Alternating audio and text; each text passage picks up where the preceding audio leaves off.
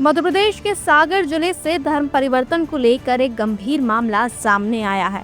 आरोप है कि धर्म परिवर्तन करने और गौमांस खाने के दबाव से परेशान होकर एक किन्नर ने आत्महत्या कर ली।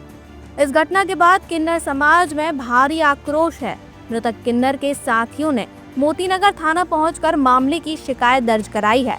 किन्नर समाज की सदस्य रानी ठाकुर ने किन्नर गुरु किरण नायक उर्फ कलीम खान पर गंभीर आरोप लगाए हैं।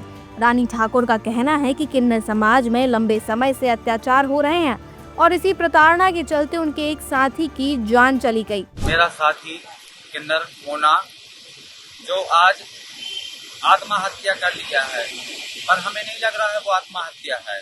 हमें तो ये लग रहा है उसमें कोई साजिश है, उसको मार के लटकाया गया है। उसमें कईयों के हाथ हैं। उसमें तो मुझे चार का तो नाम पता है, किरण जान उर्फ कलीम खान, और दूसरा मिलन राजा मलहरा बड़ा मलहरा का है, और तीसरा है नैना उर्फ नरेंद्र, और चौथा है संतू उर्फ संतराम ढोलक वाला।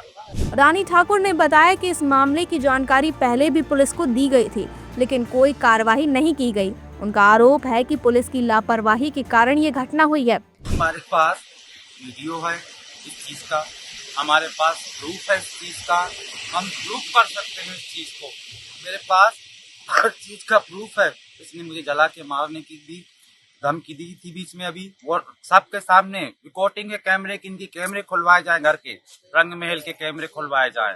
तो कैसे दबाव बनाते थे ये लोग दबाव डालते हैं कि आप ये नहीं करोगे, आप धर्म परिवर्तन नहीं करोगे तो आप मेरे घर में नहीं रहोगे, आप गऊ का मांस खाना पड़ेगा आपको तो मेरे घर में रहोगे। अब हम ये सब नहीं खा सकते। नमाज वगैरह भी आप लोग नमाज वगैरह मेरे पर 2 साल तक प्रेशर डाला इन लोगों ने, 2 साल तक मुझसे नमाज पढ़वाई इन लोगों ने।